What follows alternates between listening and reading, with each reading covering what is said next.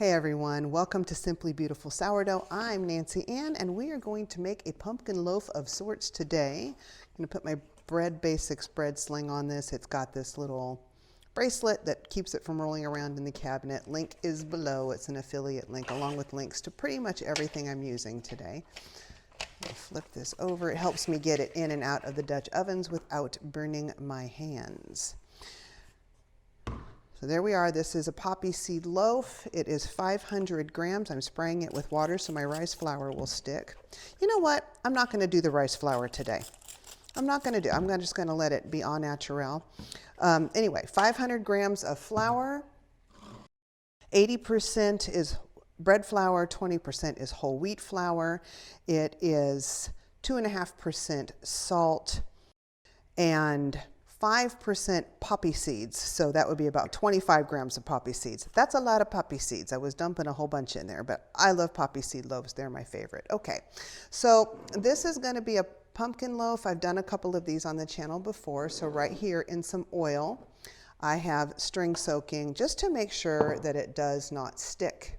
And I just realized I did something wrong. Let's put this back in the Banneton. It's been a while since I've scored, can you tell? All right, so I'm going to drape these over top of the Banneton like this. The loaf's a little crooked. We might have a little bit of a crooked pumpkin, but get them pretty evenly spaced so it's an even sixths. Yeah, I didn't think that one through first. Again, I am far from a professional anything. I'm just dumb enough to record my mistakes and then share them with you. So it's a little bit hard to see because it's tilted what centered is, but I think I got it pretty close. Right, that's good enough. Okay, put this back on, back to where we started. Alrighty, now do the flipperoonie there. Okay, there we go. All right, now I'm just going to take these. I'm going to loosely tie them.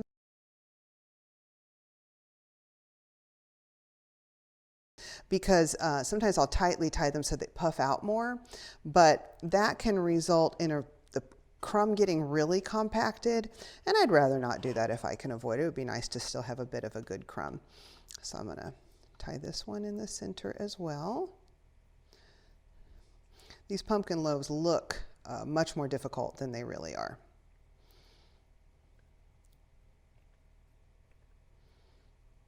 There we go. And now this last one, I think I'll bring it under just to make sure it keeps them all together, kind of. Without completely squishing my loaf there. All right, one. And then take this one under as well. And use that kind of to tie it all up into a pretty little package. Get all my ends out. We'll see if this works. I've not done that before. That's good enough. I am going to move it over a little bit here. It was crooked. That section was a lot smaller than the other ones, and I'll move this over as well.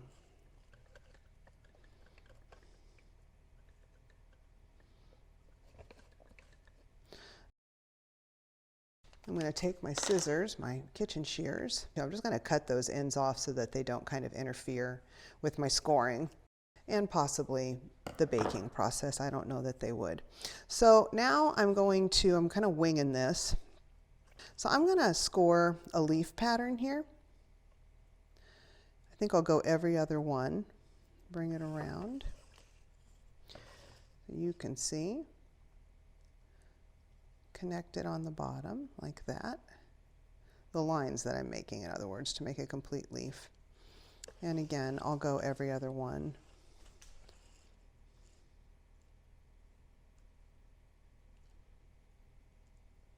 Could have made that leaf bigger.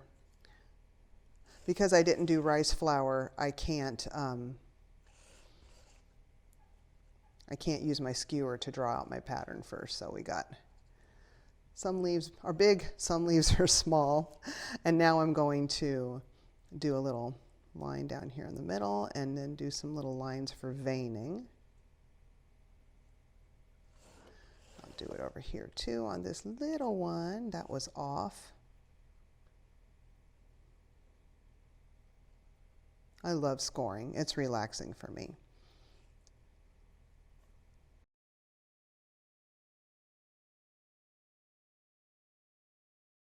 Last one of those, the line going down the center. I don't want to do it all the way top to all the way bottom because that can split the leaf completely in half.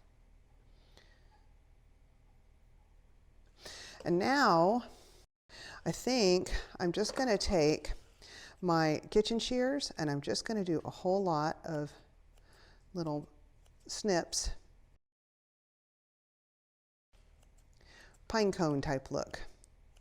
We're going in for a fall look here, although pine cones are more winter, aren't they? But that's okay. This can be, and it's an easy thing to do. I'll do it on each one of them. I made a Christmas tree loaf with this basic concept back, might have been last year. I'll link that at the end of this.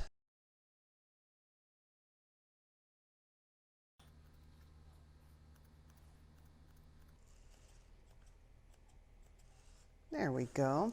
And then I'm going to go ahead just to make the leaves look cool, and I'm going to do little snips around the edges here.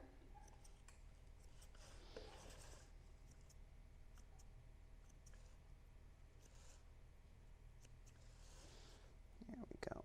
Of each leaf. You don't have to do this. I'm just doing it because I think it'll make it a little more detail.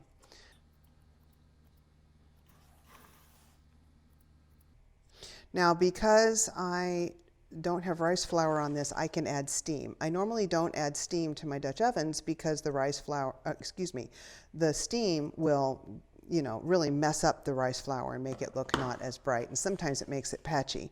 But in this case, there is no rice flour on it to make the design stand out. So I am going to spray with the water bottle once it's in the Dutch oven just a little bit to add some steam.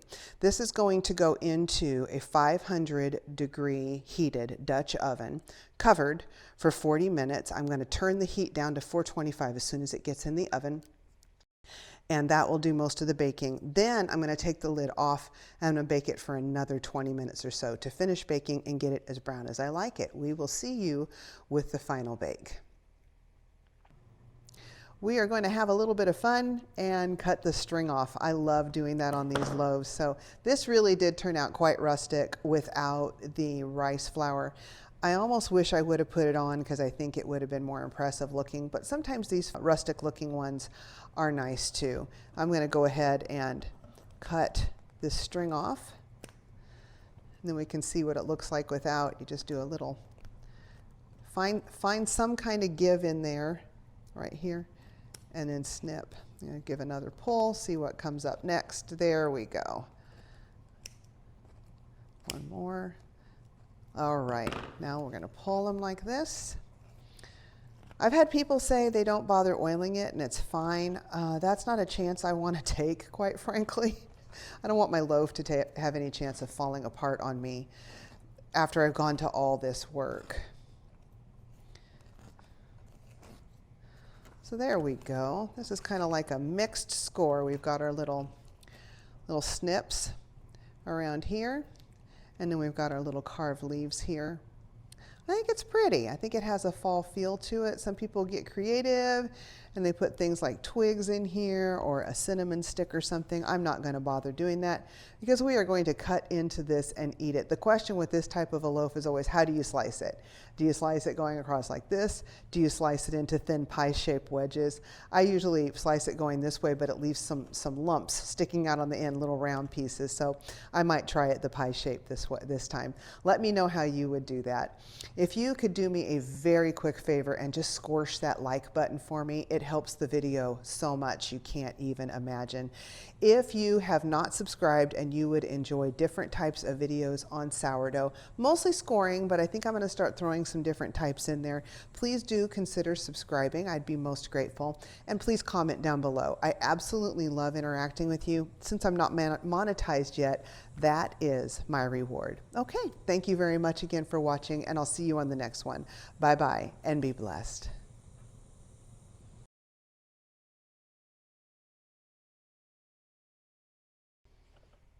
Hey everyone, welcome to Simply Beautiful South.